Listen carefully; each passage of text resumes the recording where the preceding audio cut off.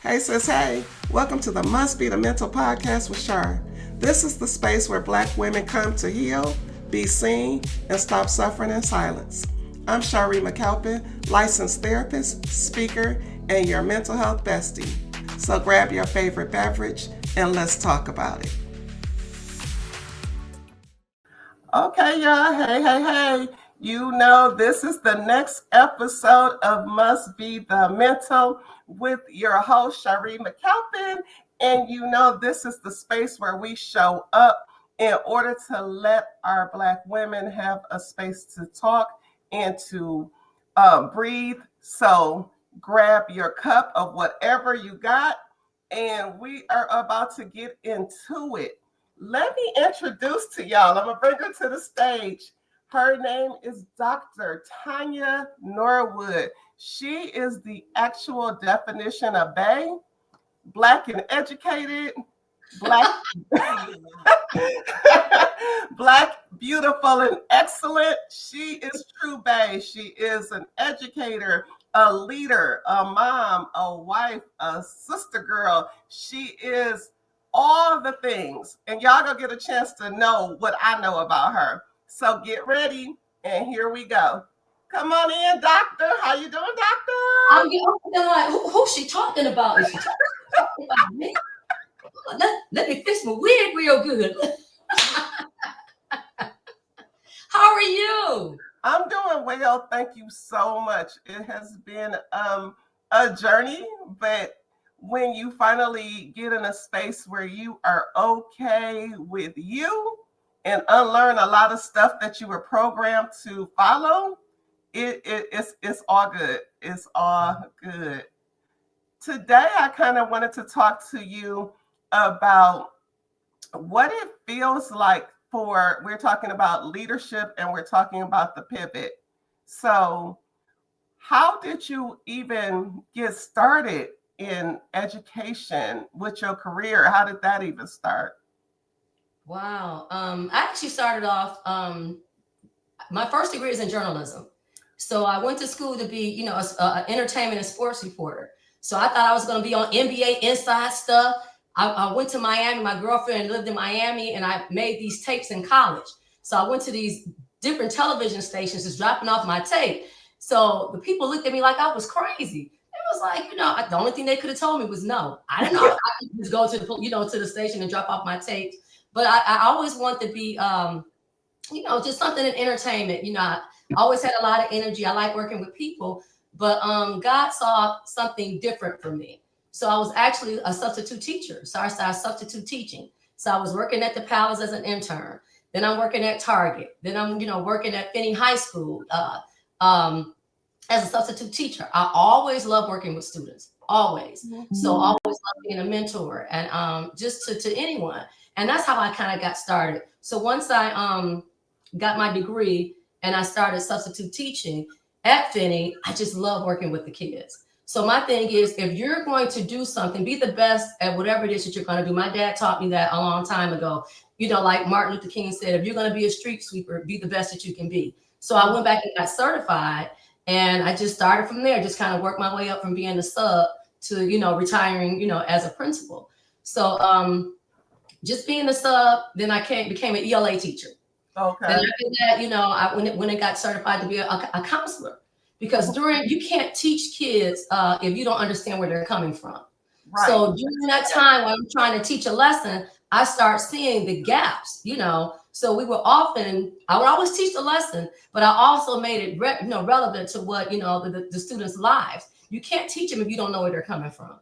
So it was always about rigor, relevance, and relationships. When you build that relationship with them, and I'm from the East Side. I'm from Mac and Bewick, just to let everybody know all day. Jeffrey's Projects, Mac and Bewick. Wait, let's slow it down a little bit. You said you from the East Side, so rah. Okay. The fact of the matter is that there is sometimes a stigma put on East Side. You know what I mean? And especially us as little brown girls growing up in those environments. What gave you that wherewithal to be like, I'm going to college and then keep continuing? There was not another option. Okay. Not another option, for me. I have 4 other siblings. Okay. And I saw my little sister looking up at me. I think I was 8 and she was 7. And just to share, with everyone, my mother and father, they were on drugs and they was drinking and just doing a lot of stuff. I never looked down on them or anybody in my neighborhood because, again, it was what it was. But I saw my little 7-year-old sister looking up at me, and I knew that I had to do something different. I just didn't want, just to not be able to have her say, and my nickname is Candy. So, she always said, well, Candy, what we going to do? Candy, what we going to do? And at 8 years old, I knew I had to get her up. I had to get me up. And when you talk about the stigma that people have on East Side people, we had to learn how to navigate around those those potholes and those one-way streets. Because either you're going to fall in the pothole or you're going to navigate around it. And I didn't want anybody to feel sorry. I didn't want sympathy. I just needed, and just to talk about kids, they don't need sympathy. They need empathy. They need people to help them. So when I saw my students at Finney High School, at all the schools that I worked, they were a lot like me. And they just wanted you to keep it real. And when you keep it real and you let them know there's a time and place for everything. When it's time for you to interview for your job, you're Dr. Tonya Norwood. When I'm in the hood with my friends, I'm Candy all day with my hand up. But you got to learn how to navigate all of that. So, I know it's a stigma around East Side, but we're built differently. You have to be built differently because, again, it's different. It's different. Speaking of that, when you said when it's time to level up, you got to know how to do that. When it's time to be like, hey, girl, what up, now? It's time to do that. In your field, the longevity of what you've been doing, how does it feel or how do you navigate that code switching? Because, Black women, we got a code switch so much. Has that gotten into your head? Has that bothered you? What's that look well, like? You know what? And just to be totally honest, when I was at Wayne State, it's still kind of hard for me to use standard English now because I didn't hear it growing up. So I talk fast. So I try to slow down, and in my mind, I close my eyes, and I started hanging out with like women like you, who spoke standard English, and then other people in college. I had to learn how to do it. But when I would go back into the hood, oh, Tonya, you acting funny. Oh, you talking, that kind of stuff. And I'm like, no, I'm using standard English where I had to learn how to get a job, because you have to learn how to navigate both spaces. So you can talk to any of my students in my 30-year career. They'll say, before I got married, Ms. Booth told me it's a time and place for everything. And they know, you can have a good time. Whenever I would have student teachers, I had to kind of show them how to interact and navigate with my students. Because if you came in and you're not going to relate to my students. No, don't talk down to them. No, don't think that they can't do it, because they can. But you have to build that relationship. But you have to know there's a time and place for everything. Be your authentic self. And that's what I've been told over my 30 years. You're so genuine. You're so authentic. But also, too, you don't get to where I get to without being humble. I didn't know I could have a PhD. The only doctors I knew, McCalpine, was the ones at the clinic. I didn't know I could have a PhD. I didn't know that there was a difference between, a medical doctor, a doctor of philosophy, a doctor of education. I didn't know that as a kid. And just to give you a short, example, one of the kids at my former school, I don't know if I can mention the school. Why everybody call her doctor? She ain't got that white coat on and what that thing around her neck. So her little friend said, you stupid. She a different doctor. And I said, don't call her stupid. But I didn't know. So I had to show her the difference between the different doctors. So she looked up at me. Oh, so Dr. Norwood, you smart then. And I just felt so when you know better, you do better. Because I didn't know at 8. Yep. And you know what? Even you mentioned at 8. Are you the eldest of the of your siblings? No, I'm in the middle. So my older sister, I'm 56. My older sister's 61. Oh, okay. Oh, yeah. So I was, the one that had to, and again, I love all my brothers and sisters, but I had to figure it out from a different perspective. I went to 5 elementary schools. 5. That's a lot. Yeah. So every year we was moving. I didn't know, that you can move in the daytime. Right. I know, because we was always moving at night, for the rent man came over to put us out. I know you can move in the daytime. So how does that affect you? Like, even saying that, like, we sometimes forget that there are other perspectives of how people think, what the experiences they have had to deal with. How did that influence or attach itself to your mental health as far as having to move so many times once you got older? Was And that part of your stability? What happened? when I was in it, I didn't see it. I didn't understand it because again, you're in it, you just have to make it happen. But as an adult, I see how it impacted me as an adult. What I had to learn how to do is I had to learn how to pivot. I learned how to pivot really early because again, now I'm at this school, I'm at that school, and I had to learn how to adjust to, to different people. As an adult, it helped me to navigate people. And that's one thing about leadership. People don't understand. You can have PhDs, you can have that all day. But if you don't know how to talk to people and navigate people, you're going to suffer. Leadership is not having power over people. It's being able to empower people to work collectively to do the work. So I learned at an early age from moving so much and just being exposed to so much that I should not have been exposed to. I learned how to navigate students, staff, and people. And it can become heavy. It becomes heavy, especially when you're a leader. So it did. I just had to learn how to internalize. And I would go in my office and shut the door and But when I walked out, you ain't gonna never see. I'm not gonna fold because I had to learn at an early age not to fold because I had a little 7-year-old, kid looking up to me. Right. Yeah. I know, y'all don't know. Well, y'all do know because I talk about it all the time, how I have had a lot of Black women in leadership positions. The first time that I met you was a whole different kind of ball game. I'm like, no, I don't care what she say. I'm working here. I'm about to work with her. She wasn't like when I came in, it wasn't like, okay, let's go through this list, this. It was so relational right from the jump. Like the quality of person that doesn't feel like it's a competition. And I've always felt like that in other roles, nursing, teaching, any occupation that had, and I'm trying to think of if I had any other roles besides Black women, because we excel for sure. But I feel like somehow along that line, we get lost in, we got to do better. So we kind of put a cap on other people to make sure that we doing good. That wasn't your case. How did you navigate the space where everything you do is genuine, it is relational, even with your staff? Like, I never met a group of people that was ride or die for their leader. Like, it's like, listen, if they messing with Norwood, we all mess. No, y'all doing that. So, and even when if it was one or two bad apples in the bunch, and that you got them eliminated from it, how did you begin that navigation of relationship? To be honest, I'm not a big crier, but when I first started at Finney High School, I came home and I cried. I was out of stuff, and my mother was like, "What you crying for?" Some of the ladies was picking with me. I was 25. She to this and she to that, and I didn't understand that because I know I'm used to getting along with people. So my mother said to me, she said, "Candy, people," I'm not gonna say because my mama, she a little different. I ain't gonna say come on, mama. My mama said it, she said they don't like it because they don't like you. Yeah. You walk around, you bubbly. I know you doing your job. The kids probably like you and all of that. Some people are just not going to like you. Keep your head down, put God first, and do your job.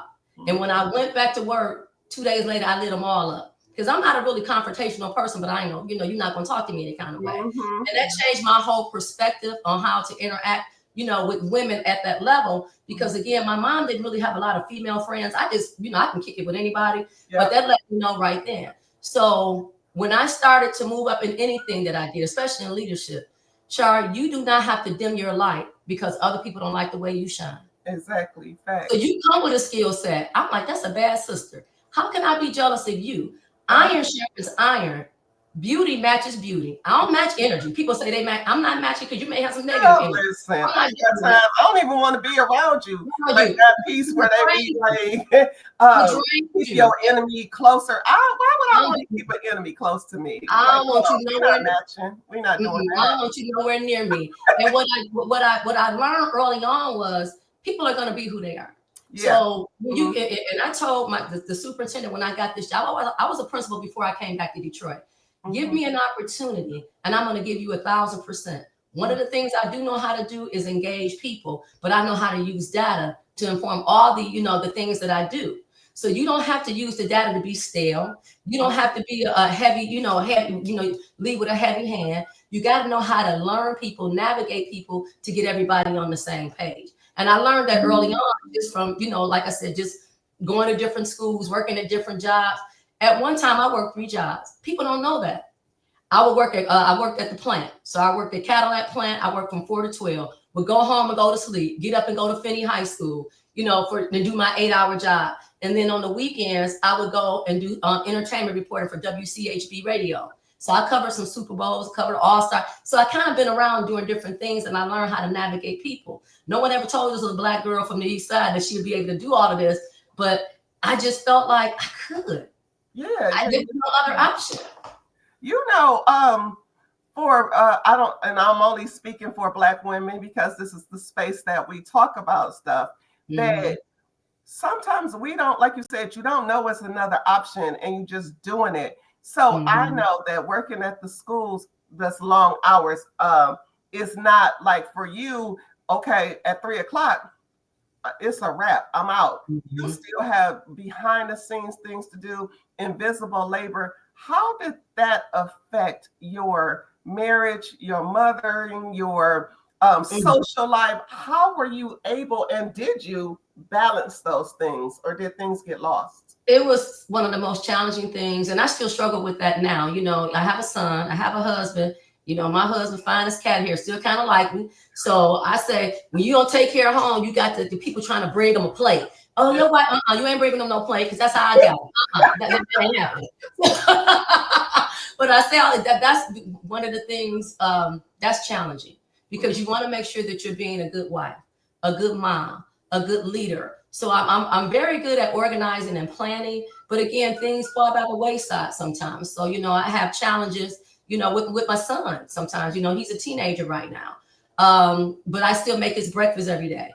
Like I just made, not just nothing that I make his breakfast. My husband, I make sure that he's at work right now.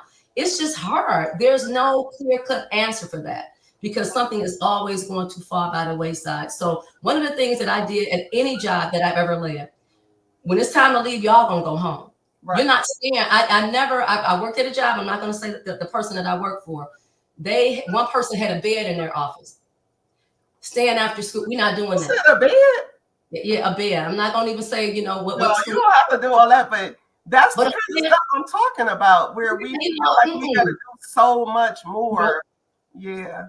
If it's not done, and I'll speak for me at Noble, 2:40 came, everybody's outside, because we made it, try to make it fun. We made sure that the kids got on the bus. By 2:55, everybody was gone, because you have a home, you have a family, there's no reason for you to be in that school 5, 6, or 7 o'clock at night. You should not have to be. That work will be back tomorrow. So what I did as an administrator, this just me, I still did 4 hours after I got home. That's the first couple of years, because you got to put the hard work in on the front end to make sure that everything else runs smoothly. So after 3 years, if things are not running smoothly, I didn't do something right. Yeah. Even leaving the staff that I left, I made sure that everybody, was in place. Being a good leader is making sure that you have sustainability, and you train people to be able to run the ship. It's not about me getting all the accolades and it's not about that. It's making sure that you put everybody in place to run the ship. Because again, I can leave that job, I can die at the job. My husband gonna have my back, and my family gonna have my back. And they'll move somebody else in the seat saying, "Hi, welcome to Norwood." I knew that going in. So I always work like it was my last day. Yeah. Always work like that. A lot of times we have the notion that there's such a thing as balance. I'm under the belief that there is priorities that you have to figure out what is the priority today, because a lot of people, when I talk to them, they like, oh, I'm balancing. Nothing in our life is going to be 50-50. It can't. My child may need 70% today, whereas work might need 30. So what are your thoughts on? See, that's why you the GOAT in these streets. You go. Well, I'm just saying, the greatest of all time, because again, the way that you just put that, because people say there's never a balance. Yeah. When you wake up in the morning, you think about what it is that I'm going to do today. And it's funny that you say that, because that's what I do on my calendar. What's priority? So I prioritize, organize, implement. Yeah. That's been my story of my life, because I know things can always, always pivot. For example, when I was just a principal and a leader, you're going to get the weekly notes on Sunday by 7:00. You're going to have a staff meeting. We're going to have, and everything, we're going to hit on everything so people can know what the consistency is. You know me as your boss or whatever you want to call me. I ain't bother you. I ain't bother you because you did what? What I'm supposed to do. Right. Yeah. Right. Professional. So I'm not going to hover over you to see. No, you are a professional. You're going to do your job. And if I have to have an honest conversation with you, I will. Yeah. And that's what I did. But when you organize and you prioritize and you implement, there's never a balance. And I like how you said that, because you got to wake up and think about what's the most important thing it is today. Yeah. I think I mentioned to you, I'm not sure if you know, but back in, it's been so long, I'm not even good with dates, but I have been diagnosed with high functioning depression. And again, this is why I talk to us, because it don't look like what we see on TV or what we decide. When she said it, I'm like, girl, you crazy. My hair is done. I kick it with my people. And that's when I wanted to let people know that there's different narratives for us. And we have to change some of the things that we believe and how we work. It's extra hard for me to get some of my clients to take a break, right? Because we've been working, I don't know how old you started working. I think I might have started at 15, but there wasn't a gap in between that. Like, you go to school, you might do a little part-time, what do you call that? Work study, and then after college, you jump right into working. Like, you were working 3 jobs. When you say it now, that is hard, even though you was in it. Like, oh, I could do what I can, but we shouldn't have to. Just because we can endure something doesn't mean that it is right for us to do. How do you prioritize your rest now?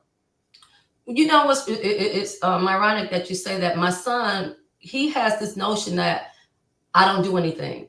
So I had to explain to him. Yeah, I had to explain. I've been working since I was 13. Remember those summer youth employment jobs? Oh, yeah. Summer jobs. So, I've been working since, actually, before then, my brother had a paper route, so I would help him.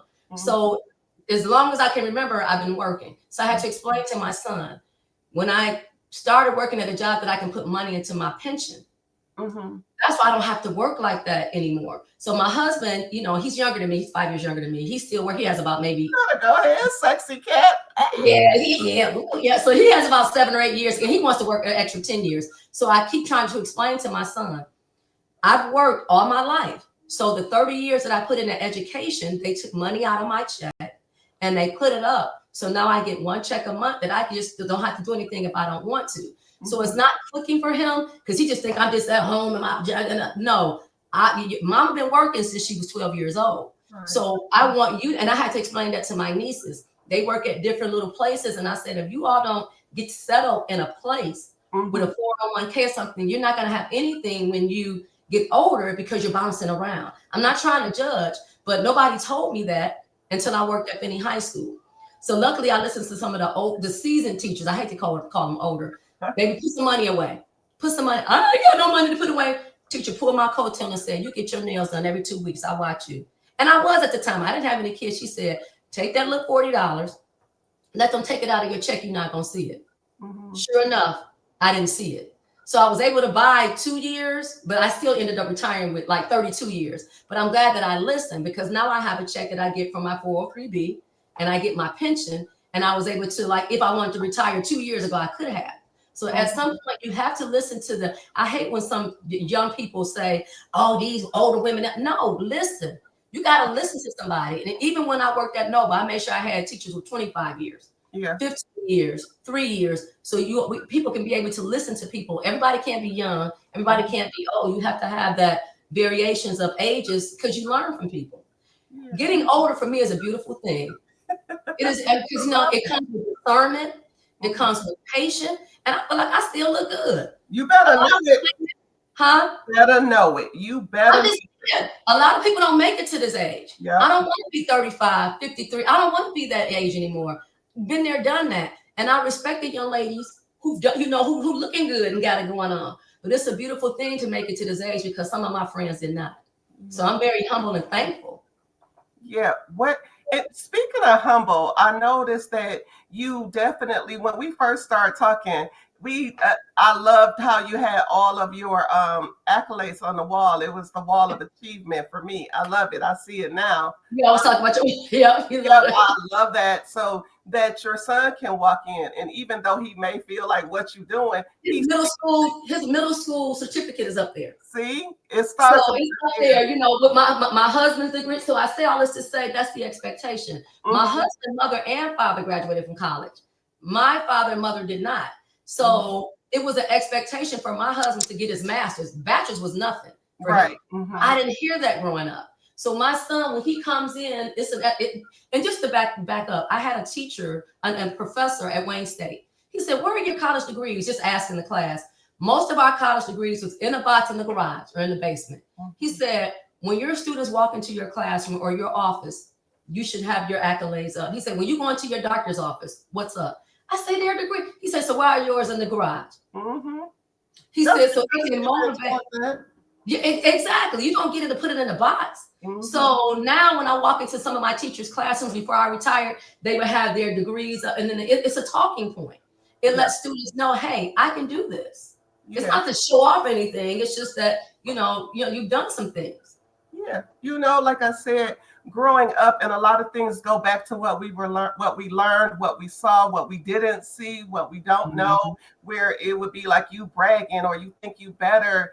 And then it started us to equate humble with being hidden, because you didn't want people to attack you because of you smart, or you trying, you doing it like, oh, you white, or you come from, all those different things get inside of you and then kind of dim who you were. So that's what my new thing has been, that I have been reset to the factory settings of God, what I was supposed to be, instead of what I was programmed to be. So now it's like doing all the things, whether they work or they don't, just throwing spaghetti at the wall and saying, hey, let me try this, let me try that, so that you get to know who you really are. Speaking of that, I know that you said that you have retired. Before we go into the pivot, as a principal, a mom, a wife, taking care of mom, being social, because you have a group with your social group, part of the Divine Nine, all those things that led you to this point here. What were some of the challenges that you were able to kind of walk through and know, okay, I was able to get through that challenge? So one of the I'm just going to talk about education. Oftentimes, and I feel like I can, I've always been real with you. People see how people react to you and the things that you do, and then they try to dim your light. For example, there's certain jobs that I applied for, certain things that people feel like I should be doing, and I didn't get those positions and those jobs because of other people in positions who were intimidated and threatened by me. Yeah. And it's hard for me to actually even say that because I don't even act like that. But that's what I kind of heard down the pipe. Well, Norwood, why isn't Norwood doing A, B, and C? And then why isn't she, when everybody knows she ate, and that was hard for me because again, to be honest, being a principal, I set goals for myself. I don't always share with everybody, but I set goals for myself. And I felt like, I've been a principal for 7 years, so I trained some people, let me train people into engaging with other people and doing climate and culture, and to not be able to be in a position to help people at scale, it hurt. I'm just being honest, because again, my dissertation was on the relationships between principals and teachers in urban schools and climate and culture. So I tell people, I didn't just wake up doing this. I've been doing it for 30 years. So that was one of the most challenging things. It kind of hurt because I felt like I can help so many other people, but barriers and people did things behind the scenes that they don't know that I know. And I'm like, well, then I had to go back to me and say, you know what, Tonya, that wasn't for you. Right. I was probably blocking you for some things so you can focus on optimal leadership solutions. Yeah. So let's get to that. You know what I'm saying? So you can do what you can do to help others. And now all this free game that you was giving people along the way, now people have to pay you for it. So that was hard for me to get through. And once I understood it, because everybody processes things a different kind of way. Yeah. And I always felt like God is blocking me for certain things that He doesn't want to expose me to. So and even like now with my sorority, I was just elected for one of the I'm on the nominating committee.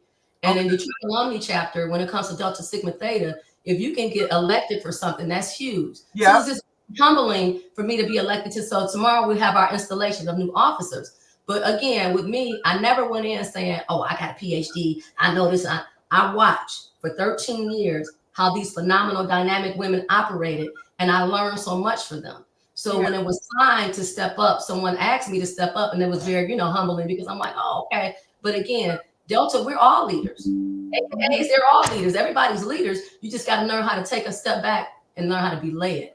And that's the misconception I think that people have about leadership.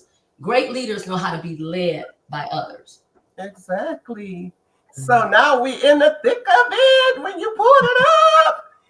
Now that you have retired, which I know a lot of people like, dang, we miss her. But that was a lot on you. And sometimes we stay too long in spaces that don't serve us anymore just because we feel an obligation, and we then get burnt out, and then we're so tired for our next phase of life that it's like, okay, let me just settle in. Because what I found out is when people tell you take a rest, take a break, a lot of us don't even know what that means. It's like, how do I rest? How do I take this break that everybody keeps saying I need, when my body and my nervous system has always been working since 12? My mind, because a PhD is not no little thing. We talked about that yesterday with the group that I was in, that the Black women that achieve that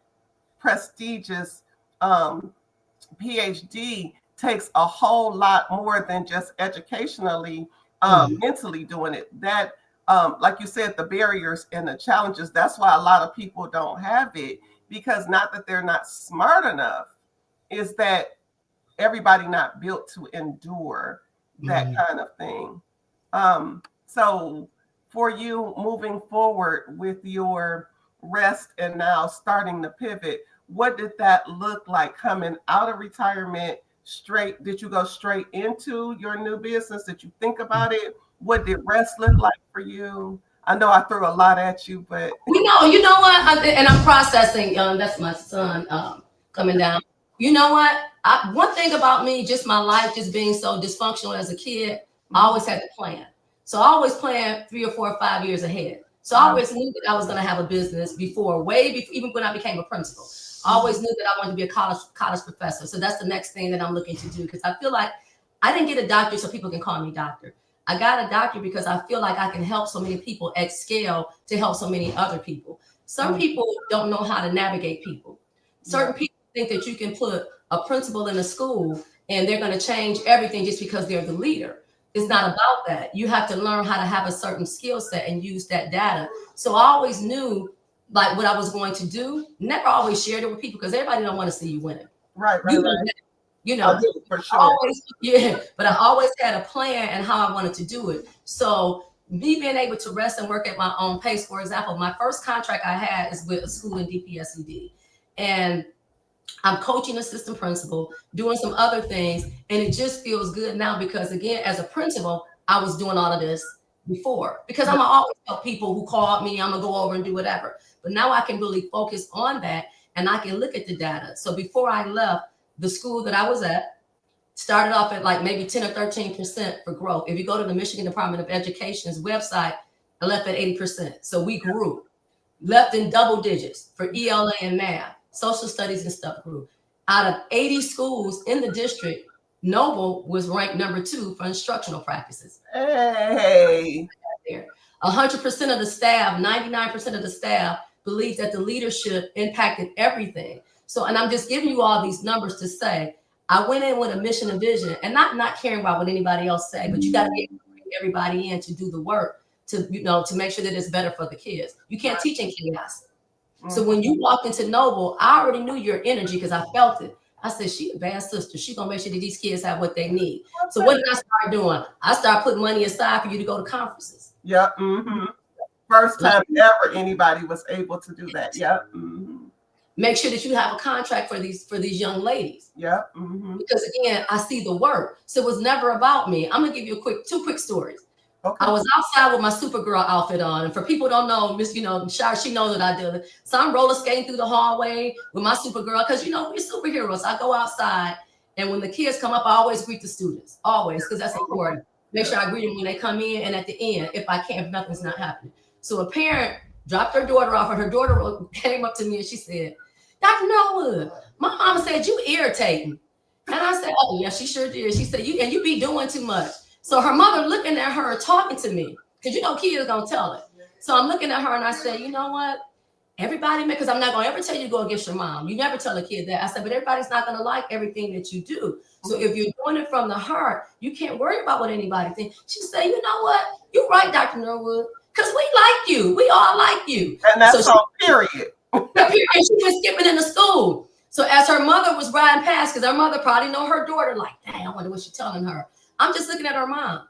So you have a problem with me in a Supergirl outfit, greeting the kids coming into school, creating a positive attitude, for the school. It was never about, it was that envy. You know what I'm saying? It was the envy. But I was never say anything bad about the young lady's mother. But no matter what you do, somebody's going to have something to say. Yes. I just did career day last month at the school. So I put on my regalia. I had my cap, my robe and all of that. So I'm speaking. As I'm getting out of the car, lady looked at me, rolled her eyes so hard because she could.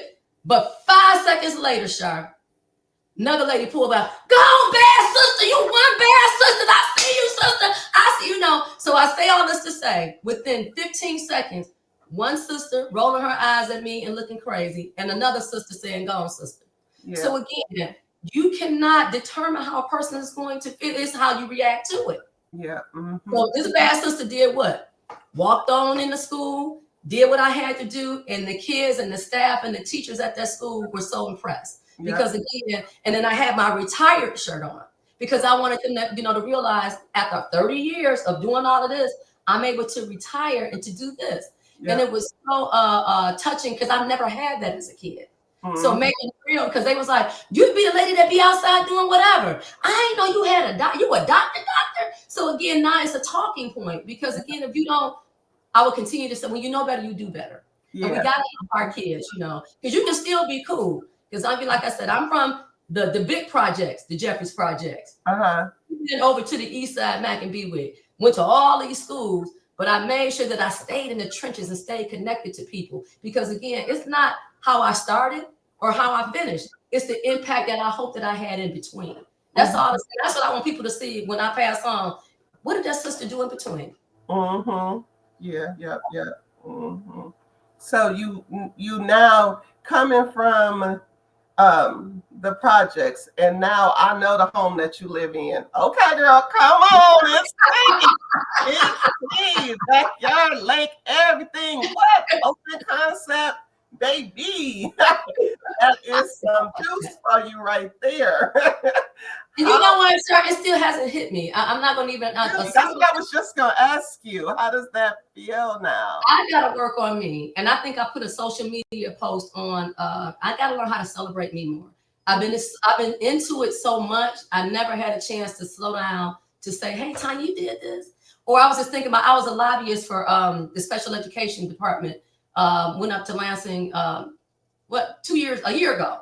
And 2 years before then, I went up at Lansing, and I was talking about the literacy, the literacy lawsuit that DPSCD got. Yeah. Then I thought about it 5 or 6 years before that, I was able to talk about climate and culture. And I did a great job that they asked me to come back. And so all of these things start hitting me. Like, I remember during COVID, I got on my bike, I got in my car and drove around to all the teachers' houses all over just so I can see them. I'm like, didn't realize all the stuff that I did until now when I'm sitting back, and I'm like, wow. So I got to be able to kind of become emotional. Say, you know what, Tonya, you celebrate you. You do everything for everybody, and it becomes heavy. And that's all I ever knew. So I'm just working better on, being able to celebrate me. and not think that something's wrong with that, because I always thought something was wrong with it. Yeah. And that's what you're saying, is that I didn't see that. But that is definitely my goal and my purpose, is to show us that it's a celebratory process. In Mm. order, if you just moving on, moving on, moving on, okay, what's next? What's next? Your body never gets a chance to settle Yes. in.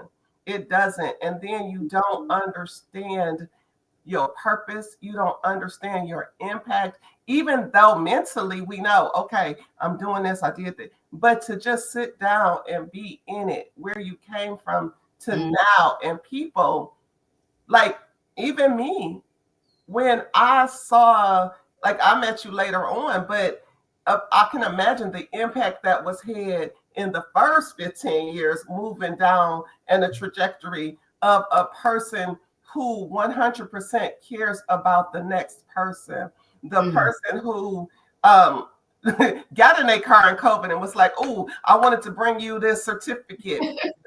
The person who saw me burning out. I came over to your house. Oh, yeah, girl. My husband was like, who is that? I was like, who the hell is Dr. Norwood? He's talking about, girl. No, I said, yeah, that's how she do it. And y'all, don't worry, I'm gonna link that Supergirl video in this episode, because it's really fabulous. Like, the stuff that just come up, the woman is creative than a mug. Like, it come to her, remember the puppets, all the things that she does. And that's what I want you all from this episode to get, is that we wear so many hats and Mm. masks. Those are two very different things, but we code switch. We have to put on the mommy hat today. No, let me get the wifey hat on. Let me put all these things, but we don't sit down and just say, today was a good day. Let me have some champagne. Let me get a cupcake. Let me blow it. I took care of my mom today, and Mm. that was good for me. We don't get a chance to do that. Well, I won't say we don't get a chance. We just haven't made that a priority. I say, And that's what I'm doing in my retirement. I'm not on any medications. The only thing I take is vitamins. I didn't want to be broke down. yeah, And I think that's why I retired when I did, because I knew it was time. That's one. I've done everything that I wanted to do in that role, but it's just, now I'm just exactly what you said, Shar. I'm trying to focus on not me and just taking away from my husband and son. It's just that I've been in it working so hard for so long that I ain't gonna lie, the first couple of months, it was hard for me just to sit down because I didn't know what to do. Because I was always, just working, So now I can pace myself, and it feels really good to go into school and to help people, and then to be able to come home and to cook. I'm not a bad cook. I can cook. My husband cooks a lot better than me. I can fix stuff. I can lay floors and paint. I do stuff like that. But it feels good to cook more. Yeah. I like to work in my yard, but I gotta get better. And I keep saying this because this is what I do for me. Tonya, it's okay to celebrate you. Mm-hmm. Okay to take a step back and say, hey, drink that champagne. Have a good, I lost 15 pounds since I retired.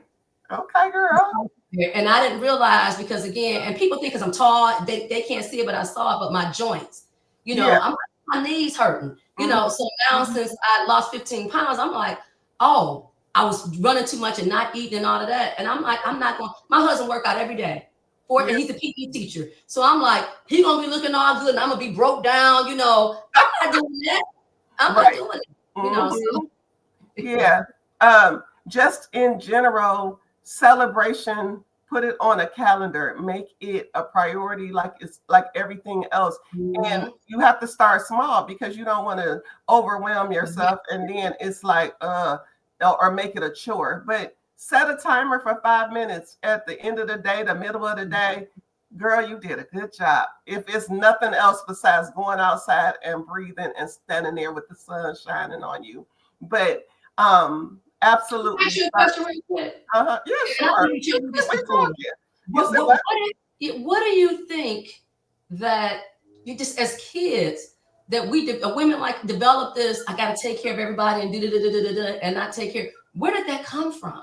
Because that's all all I know. Yeah, it came from our parents having to work, or our parents not being there. So, like you said, your sister is looking up to you. So, not out of anything that you did, but because the parent isn't there, or I'm performative, I want to make sure things are good. You take on the role of parent by default. And then that role continues, especially when you are getting performative acceptance from it. Like being the oldest, walking my sisters to school, making sure, even though my sisters are 1 year apart from me, they the same age, like, but oh my God, you took them to you. Okay, you got your sisters together. You start to feel like a substitute parent. That okay, my 7-year-old sister is looking up to me. You the same age as your sister. If we really for real, her looking up to you is okay. We on the same level, but now I feel an obligation to another person. So that attachment style is carrying throughout the rest of your life until you change it. Mental wellness, mental health, it's an inside job. We have to start unlearning. So, like I said, people programmed who you were, not by it's not bad, it's not good, not indifferent. It just now is a pivot for you where I didn't see this, I didn't do this. I know it wasn't, I didn't have no other choices. Now this Tonya Booth Norwood, this not doctor, not anything about the title. This new identity is only an identity for you. It don't have nothing to do with the husband. I don't have to strip all the ladder away and then start celebrating who you are and what makes you happy. And sometimes we forget what the hell do make me happy. I've been doing all the things. Exactly. And that's why I'm like, I've done this and just, it's like, you know how you know who you are, I know who I am, but that one piece, and it's about the other pieces too, of me being able to slow down and celebrate me, that is scary. That I'm a perfect example. When I won Woman of Excellence, Dr. Hall had everybody come into the office, so I walk outside because, when they call me, I'm like, who messing with who? I come out and everybody starts to, the whole school is out. I ran back in the office. Another time, I ran back in the office, and I think I had to check myself, time to go back out there. Even when my husband proposed to me in front of his whole family and everybody, I ran upstairs. So it's like, why am I running away from when people want to celebrate me? You know what I'm saying? And that's something that I have to, and even as a counselor, former counselor, I still need therapy and counseling because I should not have a problem with people celebrating me. I don't know if it's running away, but it's definitely security. So I'm trying to hide because I already don't feel like I'm doing anything above the norm. I'm doing what I'm supposed to do.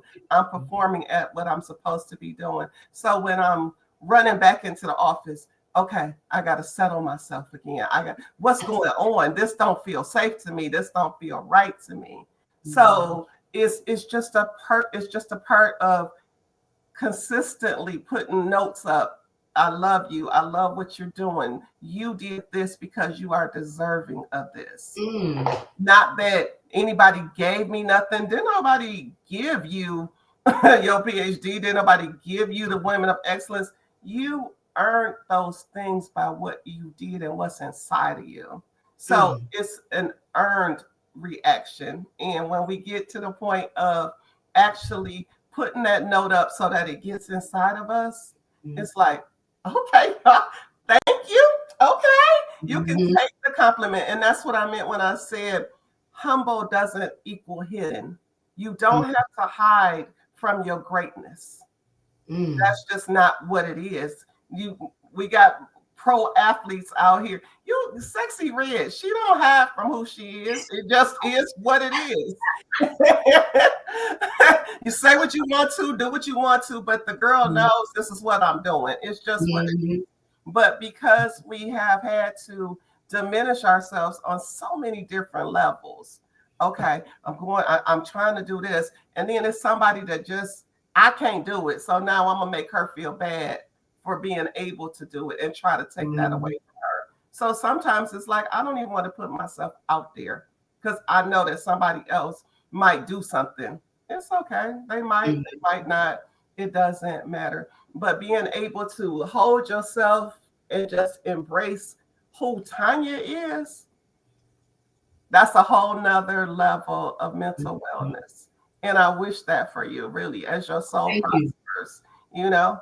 So before we sign off, because we didn't get to, and y'all, we might have to come back and did I not tell y'all that she is Bay? She is T. This is Bay in action for sure. That we didn't even get to all of her goodness, the interness that y'all getting for free. But don't think y'all gonna keep getting this stuff for free. Right? What is your new pivot? What is your new company? How can they get in touch with you? What does that look like?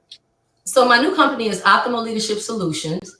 And as a educator, counselor, transformational leader for 30 years, I've acquired a certain skill just to help people to be able to improve the quality of their school climate and culture. And I will continue to say this.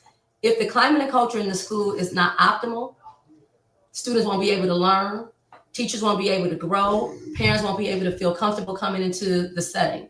So what I do is I go in and I coach principals, I coach assistant principals, engage with parents, because what you see, people, it's a skill.